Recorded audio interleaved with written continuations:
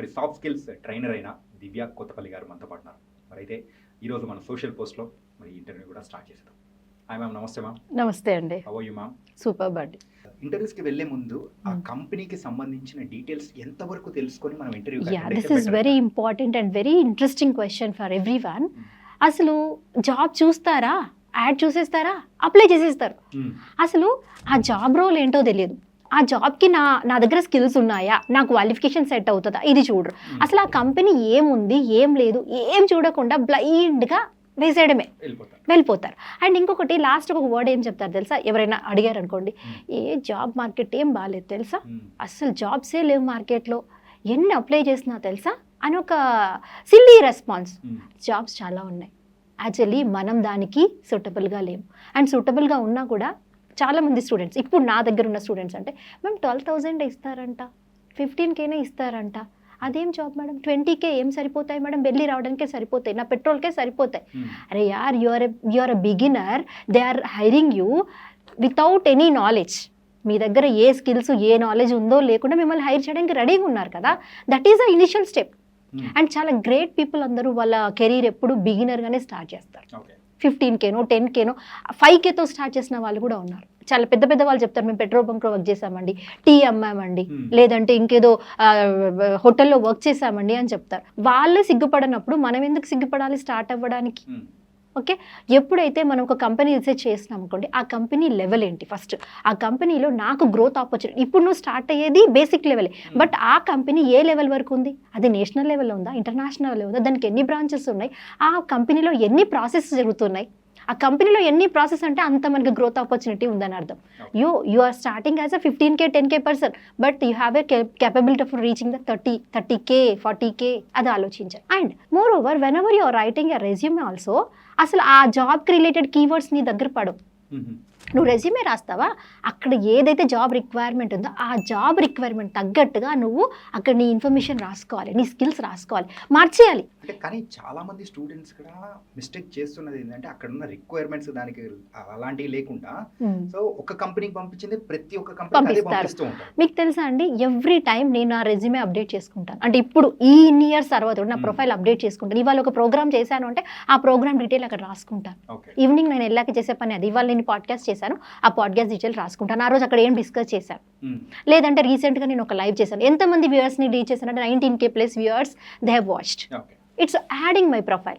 So అట్లాగా మీరు ఏదైతే జాబ్కి అప్లై చేస్తున్నారో ఆ జాబ్ రిక్వైర్మెంట్ని బట్టి మీ యొక్క స్కిల్స్ మార్చుకోవాలి. స్కిల్స్ అంటే మీకు కెరీర్ ఆబ్జెక్టివ్ అని ఒకటి ఉంటుంది రెజ్యూమేలో టాప్లో, ఆ కెరీర్ ఆబ్జెక్టివ్ చేంజ్ చేయాలి. ఎలా చేంజ్ చేస్తాం మేడం, నేనే కదా అంటే లేదు, అకార్డింగ్ టు ద జాబ్, అక్కడ జాబ్ ఉన్న దాన్ని బట్టి దాని కీవర్డ్స్ అంటాం, ఆ కీవర్డ్స్ రాయించాలి. అప్పుడే ఆటోమేటిక్గా వస్తుంది. అండ్ మీరు టెల్ మీ అబౌట్ యువర్ సెల్ఫ్లో కూడా మీరు ఆ జాబ్ రిక్వైర్మెంట్ తగ్గట్టుగా మీ దగ్గర స్కిల్స్ ఉన్నాయంటే ఆ జాబ్ కీవర్డ్స్ మీరు మీ వర్డ్స్లో పెట్టాలి. ఏదో డమ్గా డ్రైగా ఉన్న వర్డ్, డెడ్ వర్డ్స్ అంటాం మేము, డెడ్ వర్డ్స్ వాడకూడదు. ఓకే, డెడ్ వర్డ్స్ వాడారంటే ఆటోమేటిక్గా తెలిసిపోతుంది ఇది బట్టి క్యాండిడేట్, బట్టిఫై చేసుకొని వచ్చారు. మనమే ఇంత జనరలిటీగా చూసే పనికే ఇవన్నీ అర్థమవుతే కొన్ని వేల మందిని అబ్జర్వ్ చేసే హెచ్ఆర్కి ఎంత ఐడియాలజీ ఉంటుంది.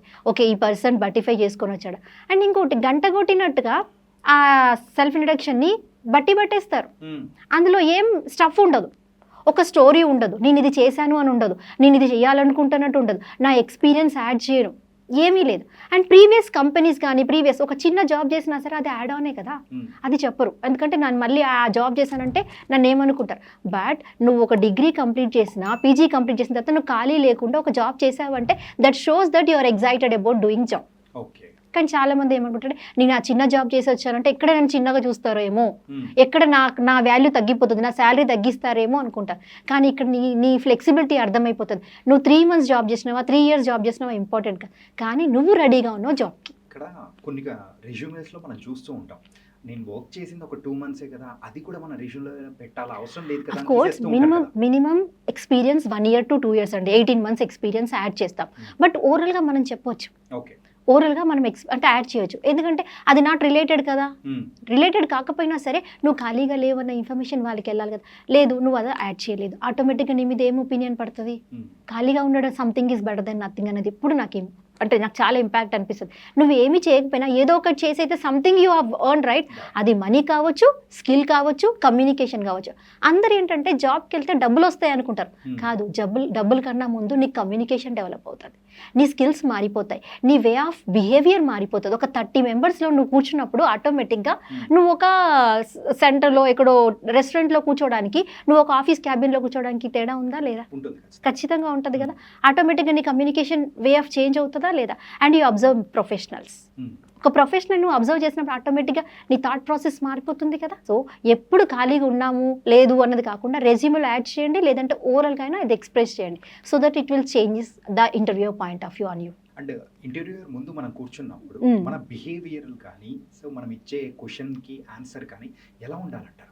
అంటే ఒక స్టోరీ బేస్డ్ కైండ్ ఆఫ్ లో ఉంటే బెటర్. ఫస్ట్ మనకి క్లారిటీ ఉండాలండి, మనం ఏం చెప్తున్నాం అన్నది క్లారిటీ. అంటే అదర్ పర్సన్ మన గురించి ఏం చెక్ చేస్తాడు? నేను ఒక ప్రాజెక్ట్ ఈ అబ్బాయి చేతిలో పెడుతున్నా అన్నప్పుడు వీడు ఎంత ఎఫెక్టివ్గా డీల్ చేస్తారనేది చూస్తాడు కదా. సో నేను అతని కోసం క్వశ్చన్ అడిగినప్పుడు వాడికి ఎంత క్లారిటీ ఉంది ఆ క్వశ్చన్ పైన, ఆన్సర్ ఏదో గబగబా చెప్పేయాలన్న థాట్లోనే ఉంటాడు. కానీ అసలు ఆ క్వశ్చన్ని కొంచెం, అంటే ఇప్పుడున్న హెచ్ఆర్స్ క్వశ్చన్స్ చెప్పని చూడండి, చాలా రెట్రికల్గా ఉంటాయి అవి. వాటిని ఫస్ట్ అండర్స్టాండ్ చేసుకోండి. గబగబా ఆన్సర్ చేసేసి ఏదో వచ్చేయాలి గబగబా చేయకుండా first understand the question, have some clarity, take some time, by time. ఒకవేళ నీకు తెలియలేదు అనుకోండి, I'm not aware of that, okay, I'm not sure about that. ఈ ఆన్సర్స్ కూడా పొలైట్గా ఇవ్వాలి. నాకు తెలియదు ఇలా ఫేషియల్ ఎక్స్ప్రెషన్స్ మాట, I'm not aware of that, okay, sure I will, నేను నేర్చుకుంటాను, తెలుసుకుంటాను అన్న ఒక పాజిటివ్ థింగ్తో క్లోజ్ చేసినా బాగుంటుంది. కానీ ఇక్కడ ఏమవుతుందంటే మనకి ఎక్కడ తెలియని క్వశ్చన్ అడగగానే మొహం మారిపోయి దిగాలేసుకొని బయటకు వచ్చేయడమే. వన్స్ యూ స్టార్ట్ అంటే ఆ బిహేవియర్ అనేది కూడా మనకు తెలియదు వచ్చినప్పుడు ఆటోమేటిక్ గా ఫేస్ మారిపోతుంది. చాలా మంది అది మేనేజ్ చేయలేకే ఆ జాబ్ అంటే ఆపర్చునిటీని కూడా లూజ్ చేసుకుంటారు. yes, exactly. And body language matters a lot. సీరియస్గా చెప్పాలంటే మీకన్నా ముందు మాట్లాడేది ఇంటర్వ్యూయర్తో మీ బాడీ లాంగ్వేజే. అంటే కాన్ఫిడెంట్ బాడీ లాంగ్వేజ్ అంటే అందరూ అనుకుంటారంటే నేను ఇలా ఉన్నాను. మోస్ట్లీ పీపుల్కి ఏంటంటే నేను బాగుండను, నేను షార్ట్గా ఉన్నా, లేదంటే నా కలర్ డార్క్ ఉంది అనుకుంటారు. ఇవన్నీ ఒక సెకండరీ అండి. సీరియస్లీ చెప్పాలంటే, సీరియస్లీ నేను చాలా మందిని అబ్జర్వ్ చేశాను. టాప్ పొజిషన్లో పీపుల్ చూస్తాను, వాళ్ళు చాలా షార్ట్ ఉంటారు, వాళ్ళకి హెయిర్ ఉండదు, బాల్డ్ హెడ్ ఉంటారు. కానీ వాళ్ళ వే ఆఫ్ కమ్యూనికేషన్ కానీ, వాళ్ళు ఒక ప్రాబ్లమ్ని డీల్ చేసే విధానం కావచ్చు, ఒక పర్సన్కి ఇచ్చే రెస్పాన్స్ కానీ, అవి మ్యాటర్ యాక్చువల్లీ అనిపిస్తుంది నాకైతే. ఇవన్నీ మ్యాటరే కాదనిపిస్తుంది. ఇంగ్లీష్ కూడా ఒకసారి మ్యాటరే కాదనిపిస్తుంది. వాళ్ళు ఒక సిచ్యువేషన్ డీల్ చేసే విధానము, మీకు ముందు ఒక సిచ్యువేషన్ పెడితే దీన్ని ఇట్లా కూడా సాల్వ్ చేయొచ్చు అని ఒక డిఫరెంట్ ప్లాన్తో రావడం, అవన్నీ మ్యాటర్ కదా. ఇప్పుడైతే అందరూ ఇంటర్వ్యూ చాలా ప్రాక్టికల్గా తీసుకుంటున్నారు. అంటే వాళ్ళ ముందు ఒక సిచ్యువేషన్ ఇచ్చి ఇది ఎలా డీల్ చేస్తావు అని అడుగుతారు, లేదంటే ఒక ప్రాజెక్ట్ ముందు పెట్టి జస్ట్ రైట్ ద ప్రోగ్రామ్ అంటున్నారు. ఇలా చేస్తున్నారు. ఇంతకుముందు పేపర్ బేస్లో ఏదో తీసేసుకొని అయిపోయేది, ఇప్పుడు అలా కాదు. And tell me about yourself ఎలాగనో, కానీ కొన్ని ఇంటర్వ్యూస్లో tell me about your failure అని చెప్పేసి కూడా కొన్ని క్వశ్చన్స్ అడుగుతూ ఉంటారు. ఫెయిల్యూర్ ప్రతి ఒక్కరు చెప్పుకోవడానికి కూడా ఖచ్చితంగా జంకుతారు. నా ఫెయిల్యూర్ చెప్పేస్తే, నా లూప్ హోల్ చెప్పేస్తానే అని చెప్పేసి. సో అలాంటి క్వశ్చన్ ఎదురైనప్పుడు సో ఎలా చెప్పాలి? అసలు మీకు ఫెయిల్యూర్ వచ్చింది అంటే you are succeeded actually. Okay, ఎందుకంటే ఫెయిల్యూర్లో నువ్వు చాలా నేర్చుకొని ఉంటావు. ఏదో ఒక లెసన్, సంథింగ్ ఈజ్ బెటర్, అంటే ఏదో ఒక లెర్నింగ్ అయితే ఉంటుంది. ఆ లెర్నింగ్ నువ్వు ఎంత ఎఫెక్ట్గా ప్రజెంట్ చేస్తావు అండ్ నీ లైఫ్ ఎంత చేంజ్ అయింది అక్కడ తర్వాత నుండి.